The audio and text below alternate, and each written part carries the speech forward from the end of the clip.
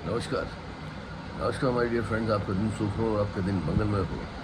आइए आज आपसे बात कर रहे हैं। बहुत रोचक सी बात है, बहुत इम्पोर्टेंट बात भी है, और जो आपकी आस्था होती है और ये जो प्रॉब्लम्स होती हैं, इन दोनों के बीच का एक कम्युनिकेशन है, आपको वास्तव में बहुत आनंद आने वाला है। एक बार की बात है कि एक व्यक्ति जो था, वो उसकी नौकरी छूट गई थी और एक कंपनी के लिए उसने अप्लाई किया था, और उस कंपनी में जा कर के वो इंटरव्यू देने जा रहा था। इंटरव्यू देने जाता है कि देखता है कि रास्ते में जो है उसकी मोटर बाइक जो है, मोटरसाइकिल जो थी वो पंचर हो जाती है। अब उसे बहुत क्रोध आता है मोटरसाइकिल के ऊपर, किसी मोटरसाइकिल को खींच करके ले जाता है। इंटरव्यू के स्थान तक पहुंचता है तो पता चलता है कि इंटरव्यू तो खत्म हो चुका है, समाप्त हो चुका है। बहुत आर्गूमेंट करता है कि अरे मुझे नौकरी की ज़रूरत है, लेकिन कोई बात नहीं, इंटरव्यू जब खत्म ही हो चुका तब क्या हो सकता है। अब वो वहाँ से लौटता है, बाइक के ऊपर बहुत गुस्सा करता है। बाइक के ऊपर गुस्सा करता है, फिर बाइक उठाता है, घसीटता है, तभी देखता है उसकी बाइक खींचने से उसकी पैंट भी फट जाती है, पैंट श्रंक हो जाती है। अब वो और ज़्यादा क्रोधित हो जाता है, परेशान हो जाता है, खींचता है और खींचता हुआ चाहता है कि जगह कहाँ जाऊँ, दर्जी के पास जाऊँ कि पहले बाइक सुधराऊँ, क्या करूँ। खैर किसी तरीके से जो है वो अपनी बाइक सुधराता है। उसके रास्ते में एक दर्जी के पास जाता है, उसको अपनी पैंट देता है, कहता है ये पैंट जरा सिल दो। और ये ऐसी अनायासी पूछ देता है कि आखिर तो ये पैंट कैसे फट गई। अरे वो कहता है यार ये सब बातों से क्या मतलब, कैसे फट गई यार। मैं तो आज सुबह से इतना ज़्यादा पजल हूँ, मेरी जॉब छूट गई थी। इसी तरीके से एक जॉब के लिए मैंने फॉर्म भरा, वहाँ पर इंटरव्यू कॉल आया, लेकिन उसके बाद भी इसी बाइक ने और इसने पैंट ने मेरा कबाड़ा कर दिया, और जो है मैं उस इंटरव्यू में लेट हो गया, मुझे वो जॉब से हाथ धोना पड़ा। अब मुझे समस्या इतनी ज़्यादा है, मेरे पास प्रॉब्लम, मैंने क्या करूँ। चलिए छोड़िए, आपसे क्या लेना, आप मेरी पैंट को केवल स्टिच कर दीजिए, पैंट सही कर दीजिए। दर्जी का ठीक है, मैं सही करता हूँ। कुछ लोग और वहाँ बैठे थे, उसकी परेशानी को देखते रहे, लेकिन क्या कर सकते थे। उसके बाद वो जाता है, पैंट पहनता है, पैंट पहनने के बाद अपनी बाइक स्टार्ट करके चला जाता है। लेकिन थोड़ी दूर जाने पर उसे पता लगता है कि वो अपना मोबाइल फ़ोन तो कहीं भूल ही आया है। अब उसे ध्यान करता है कहाँ है मेरा मोबाइल फ़ोन। होता है कि हो सकता है दर्जी के यहाँ मैंने पैंट उतारी थी वहीं पर रखा हो।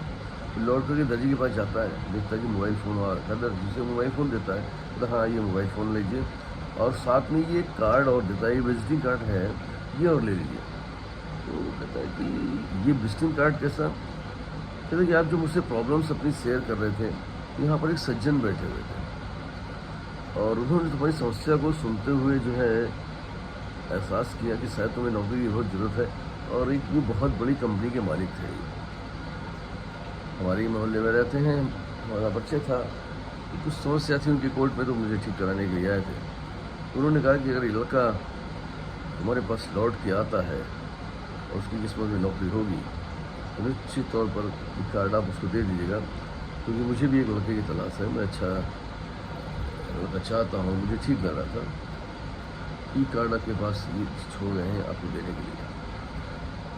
आपकी बाइक का पंचर होना, आपका उस इंटरव्यू में ना जाना, आपकी पैंट फट जाना, और आपकी पैंट फटने के बाद आपको मेरे पास मतलब दर्जी के पास तक आना,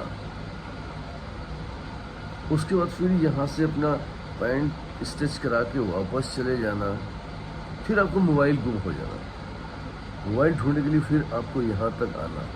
इस बीच में आपने बहुत सारा भगवान को कोसा होगा, अपने आप को कोसा होगा, लेकिन शायद आपको भगवान जो प्लानिंग कर रहा था इस विजिटिंग कार्ड तक पहुँचाने की, ये आप समझ ही नहीं पा रहे थे। बाइक पंचर होना, पैंट फटना, मेरे पास आना, मोबाइल गुम होना, फिर से मेरे पास आना, और ये विजिटिंग कार्ड लेना।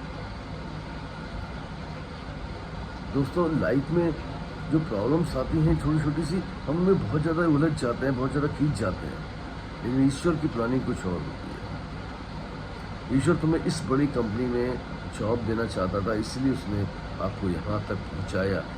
ये रास्ते थे मेरे पास तक आने के, वो मिलवाना चाहता था उससे और मेरे साथ बैठे हुए उस व्यक्ति से। दोस्तों कभी भी कोई प्रॉब्लम्स आए उस पर बहुत ज़्यादा खींचने की ज़रूरत नहीं है।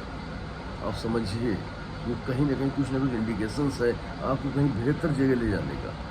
आपके जो फेलियर्स होते हैं लाइफ में, उसमें भी बहुत ज़्यादा सोचने की ज़रूरत नहीं है, क्योंकि फेलियर्स इसलिए हो रहे हैं क्योंकि आप कुछ और चीज़ों के लिए तैयार हो रहे हैं, आप कुछ और चीज़ों के लिए सीख रहे हैं, कुछ और आगे जाने के लिए, कहीं और जाने के लिए अपने आप को तैयार कर रहे हैं। Just all the best my dear friends. फिर मिलूंगा किसी प्यारी कहानी थॉट के साथ, आपको दोस्त जरूर समझें। तब तक ये इन प्रॉब्लम्स को फेस करिए, सीखिए और इंतज़ार करिए वहाँ पहुँचने का जहाँ आप जाना चाहते हैं। नमस्कार।